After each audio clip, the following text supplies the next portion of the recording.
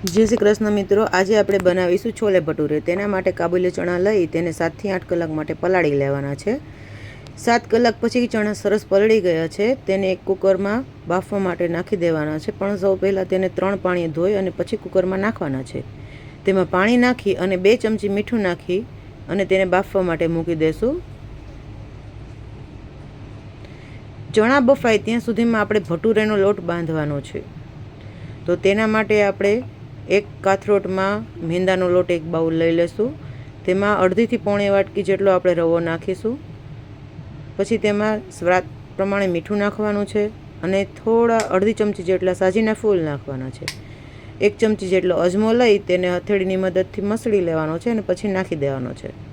હવે 1 વાટકી દહીં નાખી દેવાનું છે। ઉપરથી 1 પાવડા જેટલું તેલ નાખી અને લોટને મસળી લેવાનો છે। લોટને એકદમ સરસ મસળી લેવાનો છે। લોટ મસળાઈ જાય પછી જરૂરિયાત પ્રમાણે પાણી લઈ તેને લોટને બાંધી લેવાનો છે। લોટને આપણે રોટલીના લોટ જેટલો ઢીલો રાખવાનો છે। જો તમને અમારી આ રેસીપી ગમી હોય તો અમારી ચેનલને લાઈક કરજો, શેર કરજો અને સબસ્ક્રાઈબ કરજો।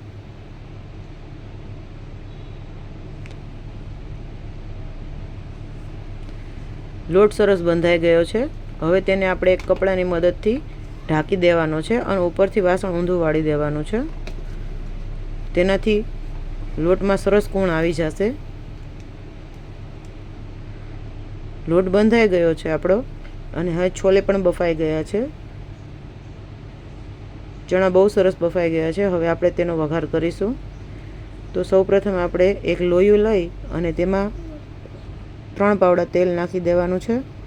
તેમાં બધા સૂકા મસાલા નાખી દેવાના છે, તમાલપત્ર, મરચાં, એલચી, તીખા બધું। ઉપરથી રાઈ અને જીરું નાખી હિંગ નાખી વઘાર કરવાનો છે। ડુંગળી મરચાંની જે પેસ્ટ હતી તે પણ નાખી દીધી છે, તેને સાતળી લેવાની છે। તે સતળાઈ જાય પછી આપણે ટમેટાની પેસ્ટ નાખી દેવાની છે।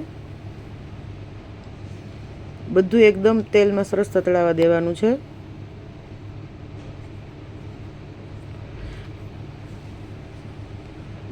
પેસ્ટ સતળાઈ ગઈ છે। હવે તેમાં આપણે અડધી ચમચી હળદર નાખવાની છે, 1.5 ચમચી મરચું પાવડર નાખવાનું છે, 1 ચમચી ધાણા જીરું નાખવાનું છે, સ્વાદ પ્રમાણે મીઠું નાખવાનું છે અને થોડો છોલેનો મસાલો નાખીશું। છોલેનો મસાલો ના હોય તો આપણે આ ગરમ મસાલો પણ નાખી શકીએ। બધું સરસ મિક્સ કરી લેવાનું છે।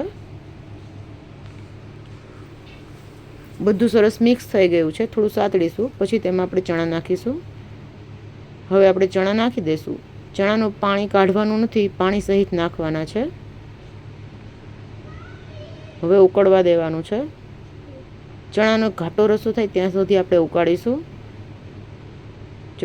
છોલે ઉકળી ગયા છે। હવે તેમાં કોથમીર નાખીશું। હવે આપણે ભટુરે માટેનો જે લોટ રાખ્યો હતો તે લઈ લેશું। લોટમાં બહુ સરસ કૂણ આવી ગઈ છે। તેમાં થોડું તેલ નાખી અને લોટને મસળી લેશું।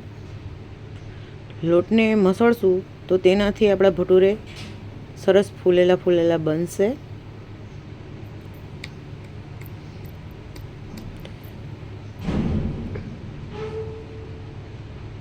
હવે આ રીતે ગોયણા કરી લેવાના છે।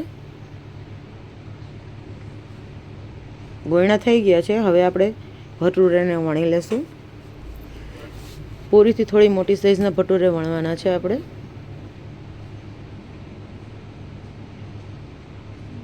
હવે ગરમ કરેલા તેલમાં તેને તળીશું। તેલમાં ડુબાડતું રહેવાનું છે, તેનાથી ભટુરે સરસ ફૂલીને ફૂલશે। તો તૈયાર છે આપણા ભટુરે। તેને ગરમા ગરમ સર્વ કરીશું।